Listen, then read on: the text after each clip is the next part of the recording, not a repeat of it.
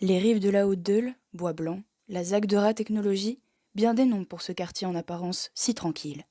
Mais on raconte que quelque chose s'y trame. Retrouvons tout de suite 4 jeunes gens qui nous présenteront le quartier sous toutes ses coutures dans un reportage exclusif.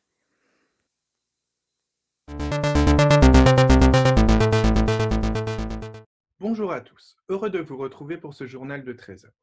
À la une, ce jeudi 14 mai, un reportage spécial sur l'île de Bois-Blanc, ancien quartier populaire en pleine mutation. Dans les années 90, Bois-Blanc est frappé de plein fouet par la désindustrialisation, et notamment son usine phare Leblanc-Lafont. Le quartier se dégrade donc par la suite. Dans les années 2000, sous l'impulsion de la ville de Lille, Bois-Blanc devient une zone d'aménagement concerté, la ZAC des rives de la Haute-Deule. En premier lieu, la réhabilitation de l'usine Leblanc-Lafont comme site emblématique du quartier pour en faire un pôle d'excellence du numérique. Cette intervention aide à l'arrivée d'une nouvelle population jeune, dynamique, issue de la classe moyenne au sein du quartier. L'ensemble du quartier est donc en pleine mutation. Les espaces publics se développent autour de l'usine, comme son parvis, ou encore la gare d'eau, ou encore des promenades végétales. Le quartier des rives de la Haute-Deule est donc un écoquartier engendré par une métamorphose urbaine planifiée sur ces 20 dernières années. On y retrouve de nombreux équipements, des commerces, du logement, tout cela dans l'idée d'une armature paysagère et d'une mixité sociale. Mais le quartier est-il aussi idyllique qu'on le présente? Quelles en sont les différentes facettes? Notre envoyée spéciale, Honorine Lucet, en direct de Bois-Blanc, va tenter de nous répondre. Oui, en effet, Victor, un fort contraste est observé en termes de qualité des espaces publics. La grande pelouse d'Ora Technologies offre un espace riche en biodiversité, ainsi qu'un traitement de sol particulier, tandis que plus au sud, vers les aviateurs, les enfants jouent à côté d'un local poubelle. Les pouvoirs publics ont-ils donc privilégié la zone proche d'Ora Technologies seulement? C'est ce que nous allons essayer de découvrir. Lorsque l'on se balade dans la rue du Playtime, square, jardin et couloirs écologiques jouxtent notre chemin. Un grand soin est attribué aux matériaux. Les interstices entre sont comme millimétrés. Un équilibre est pensé entre ces différents matériaux, comme par exemple l'acier Corten qui est quasi omniprésent, qui rappelle la couleur de la brique. Après enquête, nous remarquons en effet une transition. Un grand soin est accordé aux places et aux jardins. Ambiance minérale et végétale s'y entremêlent, se rencontrent. Tout cela en étant ponctué d'un intime rapport à l'eau. Mais plus on descend vers le parc des Berges, moins ce soin est palpable. Les pelouses dans lesquelles s'implantent les grandes barres de logements collectifs que sont les aviateurs sont entièrement végétales et en partie laissées en friche. Merci pour ces informations, Honorine Lucet. Nous retrouvons tout de suite Judith pour notre point de vue météo urbaine. Bonjour à tous. Aujourd'hui, le soleil est généreux sur une grande partie du nord de l'île des Bois Blancs. On le doit à la politique de la ville ayant organisé des espaces publics généreux et de qualité, jusqu'au croisement de la rue du Plétane avec celle des Bois Blancs. D'ailleurs, on a des champs nuageux plus nombreux vers le sud de l'île depuis l'ensemble des années 70 vers celui des aviateurs. L'importante dépression à ce niveau fracture l'échange social entre le nord et le sud de l'île.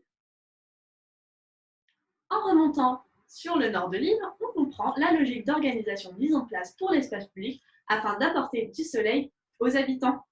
Nous avons un parcours de l'eau accompagnant le visiteur dans son cheminement et une hiérarchisation dans l'organisation des voies. Le trottoir est étant privilégié tant par sa matérialité de ses sols, son mobilier urbain et sa végétation. Ailleurs, vous voyez, le diagramme parle de lui-même. On constate que le minéral se transforme petit à petit en végétal. On voit aussi la structure rationnelle de l'espace public s'effacer en allant vers le sud. Alors ne vous inquiétez pas, les températures s'amélioreront dès demain. Vous allez pouvoir profiter du beau temps. En effet, l'aménagement de la rue du Plétal évolue. On notera tout d'abord une dynamique nouvelle. Nous accueillerons un atelier de réparation de bateaux, un théâtre, un atelier de dessin et une nouvelle maison d'assistance maternelle dans un jardin public.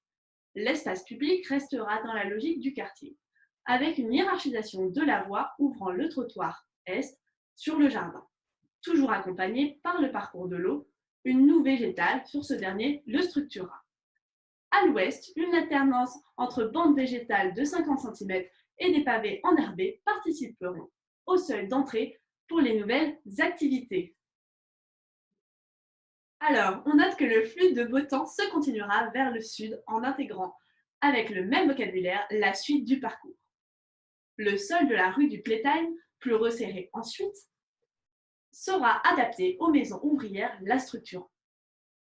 Le triangle au nord des aviateurs, actuellement très nuageux, deviendra une placette au carrefour entre minéral et végétal. Quelque chose de plus libre dans le jardin des aviateurs reliera la programme des berges de la Deule à notre parcours. On note ainsi que les températures seront bien supérieures au normal de saison.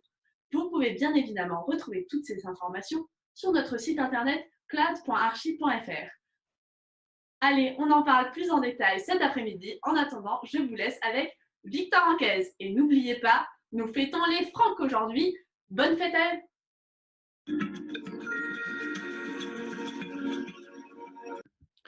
Merci pour ces belles prévisions, Judith.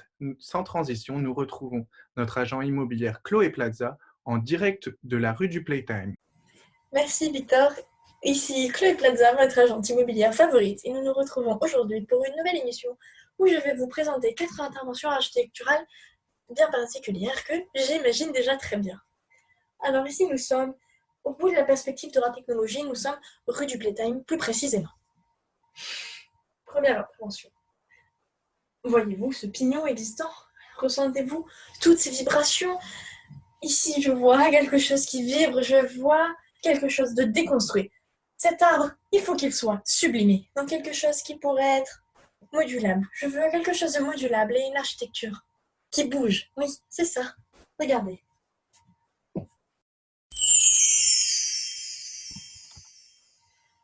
Nous sommes donc toujours rue du Playtime, avec une situation qui reste encore toujours assez complexe, puisqu'il s'agit ici maintenant d'un angle. Bon. D'un côté, un espace public, des terrains de pétanque. Bon, gardons-en la moitié, c'est important. Mais ici, surtout, je veux voir une constellation. Un éparpillement abstrait d'éclats. Et puis, cet angle pourrait... Mais oui, composons-le avec 3 plans. 3 plans et ça irait jusqu'à la pétanque. Et puis derrière, il y aurait un nuage qui s'élèverait vers le ciel et qui rejoindrait les autres constellations. Et oui, passons de l'autre côté de là. Alors ici, c'est très clair. Ici, je veux un équilibre. Un équilibre comme 2 poids qui s'opposent, comme des forces égales. Mais mon Dieu, mais cachez-moi ce pignon! Et puis, cet arrêt de bus, surtout ne pas l'oublier. Il faut qu'il soit bien mieux considéré, oui. Un peu comme ça. Oui, regardez.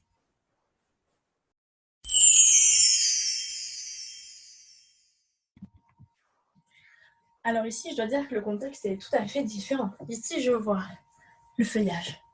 Quelque chose qui flotte dans ces grands arbres. Ça va être super.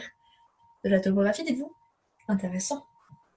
Mais oui, la terre, le végétal, le ciel, mais les éléments, pardi, je veux de la naturalité, sans oublier que c'est un jardin public, un lieu de rencontre entre les forces de la nature. Regardez ce que j'imagine. Intéressant, Madame Plaza. Hâte de voir la suite de ces aventures. En ce qui concerne notre journal, il touche à sa fin. On se retrouve pour notre édition de 23h, car oui, nous serons encore là. Bonne journée à tous!